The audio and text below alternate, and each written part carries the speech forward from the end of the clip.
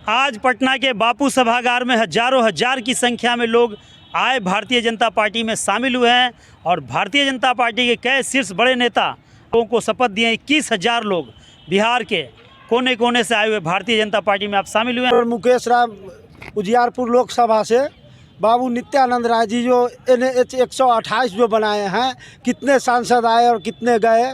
हम लोग सोचते थे जीते जी ये रोड देख पाएंगे कि नहीं देख पाएंगे, लेकिन ये हम लोग को सपना को पूरा कर दिए।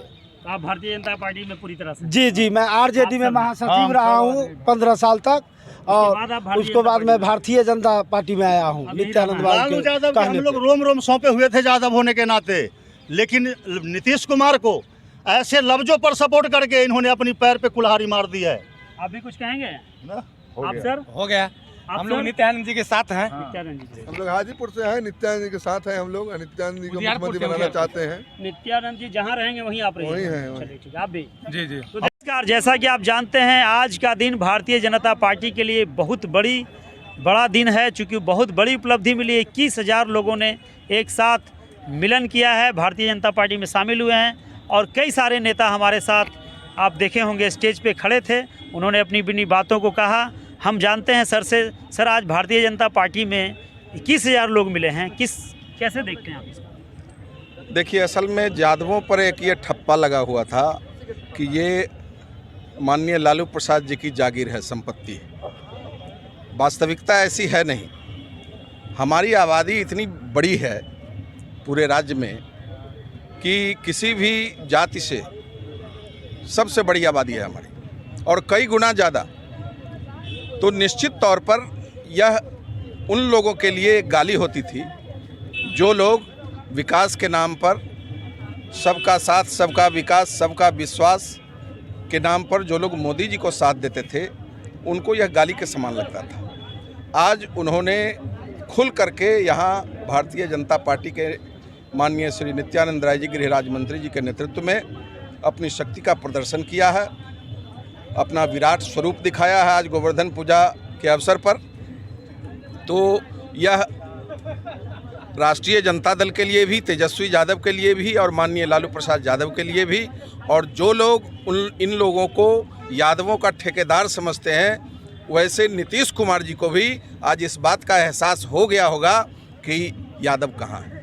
आप बताइए, चूँकि महिला की बात अभी हो रही थी, तो क्या वाकई मोदी जी की तरफ पूरे भारत की महिलाएं हैं? बिल्कुल है। 3 तलाक लेके तो मुस्लिम महिला आ ही गई है और ज़्यादा भी अपना ताकत दिखा दिया है कि हम कितना मजबूती के साथ है। अभी एक महिला आरक्षण भी आया था, बिल जो अभी पास नहीं हुआ है, लेकिन इस पर भी क्या कहेंगे? इसके कारण भी महिला भारतीय जनता पार्टी की तरफ है या?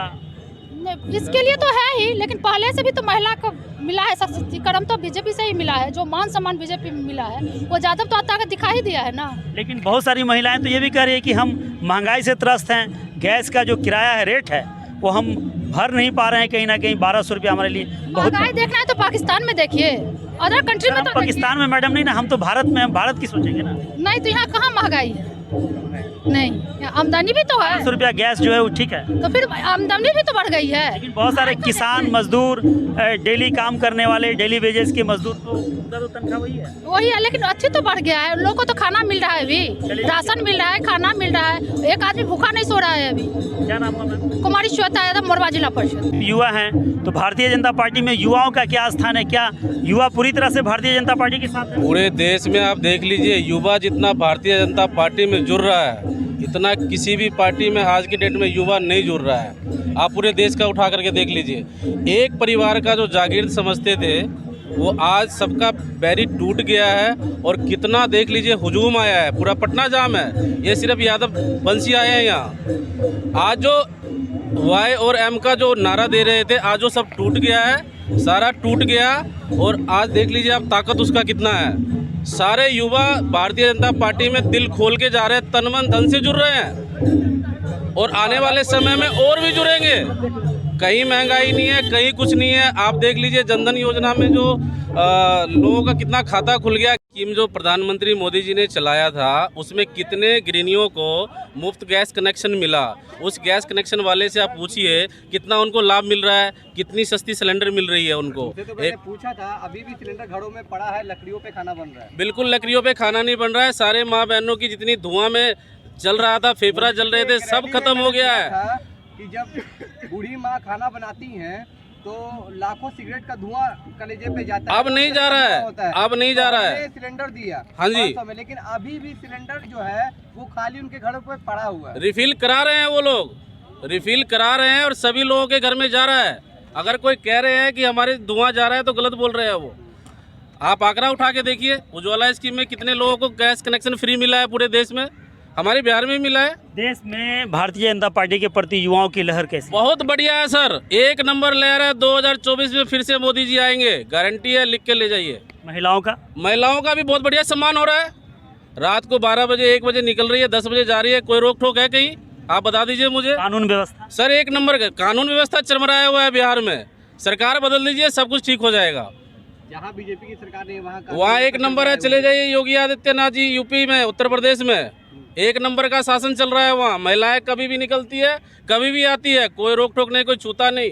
एक आरोप ये है करता में आपकी सरकार थी, वहाँ महिलाओं के साथ नहीं, वहाँ तो देखिए, वहाँ भी काम चल रहा है, सभी लोग देख रहे हैं। वहाँ तो कुछ साजिश के तहत ऐसा हुआ, ऐसा कुछ नहीं है कि मणिपुर में कुछ बहुत लंबा चला, उसे रोका भी जा सकता था। रोका जा सकता था और उसमें सरकार कामयाबी हासिल की है। बीजेपी ने पूरी कामयाबी हासिल की है और रोका भी है, ऐसा नहीं कि नहीं रोका। सर आप बताइए, आप वरिष्ठ हैं, क्या आप बोलेंगे जो मणिपुर वाली घटना है? देखिए, जब कोई बड़ी घटना घटती है तो उसको शांत करने में भी थोड़ा समय लगता है, और वहाँ जो भी घटना घटी वो अब एकदम बिल्कुल शांति अवस्था में अब आ चुकी है। हाँ ठीक है, अगर हम शुरू में ज़्यादा आक्रामक रुख अख्तियार करते तो वहाँ बहुत सारी जानें जा सकती थी। सारे तो हमारे लोग हैं, अगर कोई कहीं भटक गए तो इसका मतलब यह नहीं है कि हम उनको सीधे शूट कर दें।